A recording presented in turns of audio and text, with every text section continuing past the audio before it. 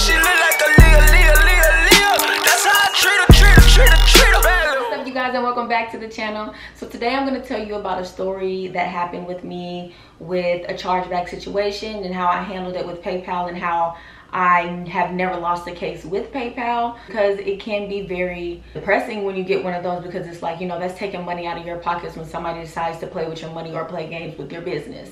I'm gonna give you guys a little story time. So I used to run a hair company, and basically I had this girl who made a $400 purchase, and it seemed all right, you know what I'm saying. At the time I was working at one of Atlanta's biggest hair companies, so I wasn't necessarily drop shipping, but when I first started out, my hair vendor was the company that I worked for. Later on, I moved into a different vendor, but while I was there, I was using them to sell hair. So this girl, she placed a $400 order literally the next day after she purchased it. Mind you, when you're doing drop shipping, or in my case, like working at the actual wholesale, I had to take the money that she gave me to go purchase the hair, and then I would receive the rest. Like, basically the rest is what I profit. I went and did that, and the very next day this girl did a chargeback. And said that since she never received the hair, literally the next day. I was like, are you kidding me? Mind you, I told you it was a $400 purchase, so I was like, bruh, okay, this is stupid. So I tried to find this girl's Instagram, and I found it, and she ended up being mutual friends with a girl that I'm really close with, little sister. So the girl that I'm close with, little sisters, was her mutual friend. So I reached out to the little sister and I said, hey, do you know this girl? She ordered hair from me, you know, she made a $400 purchase, and then all of a sudden she tried to do a chargeback. And she's like, oh yeah, I know her, but not like that, I just know of her. We went to the same school. And I'm like, hey, can you reach out to her? Or how does she like her hair, or how does she feel about the hair? So she reached out to her, and when she sent me the screenshots of what the girl said, I was just like, are you serious right now? Like, you gotta be kidding me. So basically the girl said that she got scared when she ordered the hair, and she put in a claim for the hair so she could get her money back, so she could buy Kendra's boutique hair. That's exactly what she said. And I was like, oh, you think you're getting over? Not today. I had those screenshots. You know, I called PayPal and I was like, hey, mind you, the next day I had already sent, like, I got the chargeback notice after I already sent the girl her hair, and she hadn't even received the hair. So her saying, oh, I'm doing a chargeback because I haven't received it, but you just bought it the day before, that didn't make any sense to me. So I called PayPal, and PayPal was like, well, you know, what are your terms on your, you know, final sales, no returns, all this other stuff. And I said, there are no returns. Like, that's my policy on my site. And what PayPal told me was, when you do that, we have to honor that. Like, we can't tell you we're not going to give your money back when you have all sales are final on your page, or no refunds on your policy. If that's the policy, that's what PayPal is going to honor if they're your merchant. So can you guess what happened? Yes, I won the chargeback, and I've never lost a chargeback since then. Even before then, I didn't have issues with a lot of chargebacks, but like when I had my hair company, people used to try it all the time, and they will really try it because those are really big purchases. We're not talking about like a $9.99 lip gloss or a $13.99 product. We're talking about $200, $300, $400 products. This is people's, like, you know what I'm saying? Like, people save up their money and their paychecks to buy hair, or, you know, hair is a really big thing for females. So long story short, I won the case, and I haven't lost the case since then. And I want to give you guys some tips on how you can win your cases if you have PayPal. Now, I don't know about Stripe, or there's another checkout system people use. I forgot what it's called.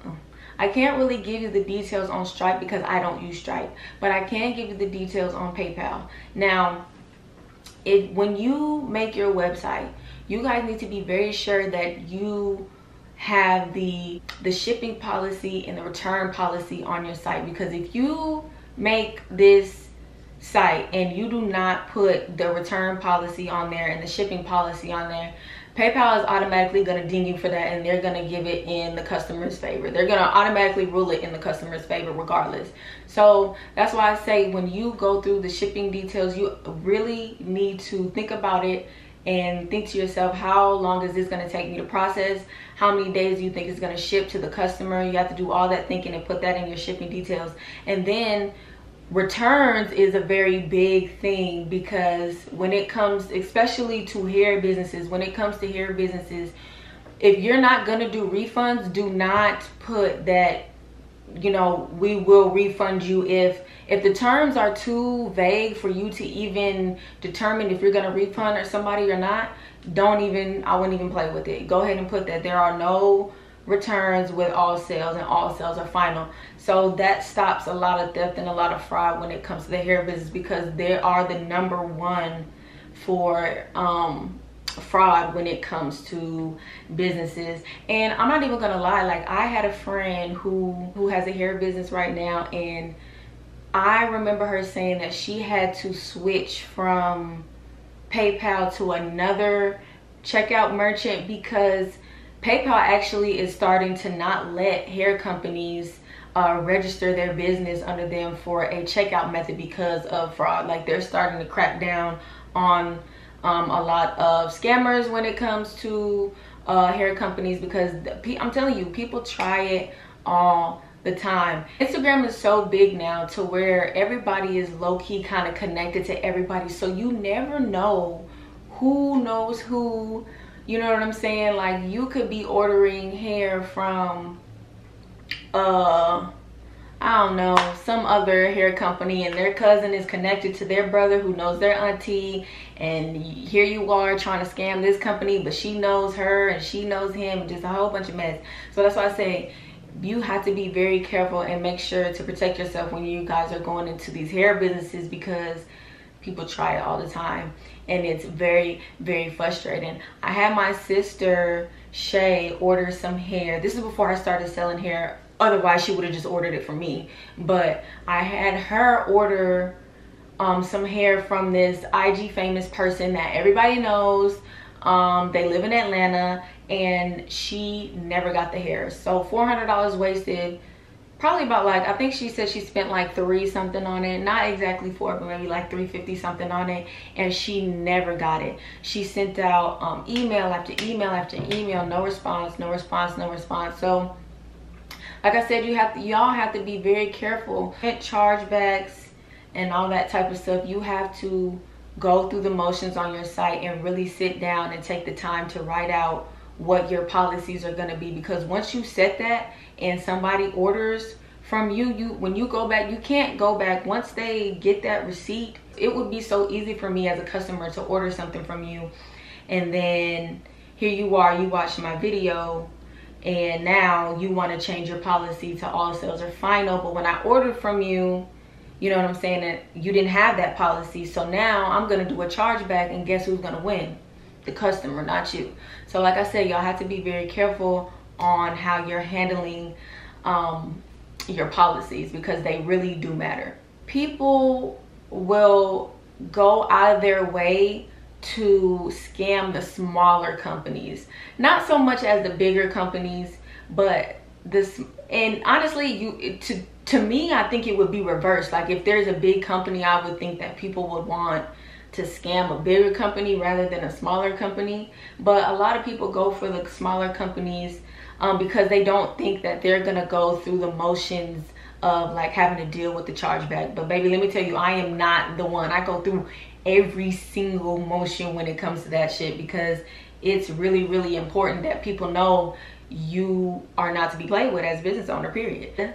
Make sure you guys go over your terms and conditions and your policies on your site when it comes to chargebacks. I hope that this video could help you guys, and hopefully you guys can win every single chargeback if you get one. Some people never dealt with them, but some people deal with them quite often. So I hope this can help somebody.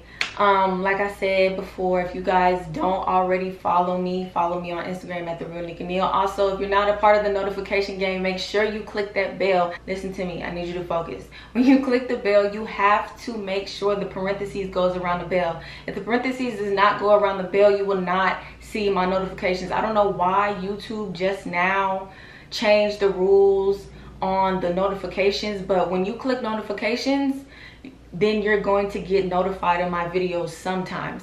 When you click the notification bell and you click it again and you see those two parentheses around the bell, that means you're always going to get notified when I upload a new video. Like I said again, I hope this can help you guys. Until next time, I'll see you guys later.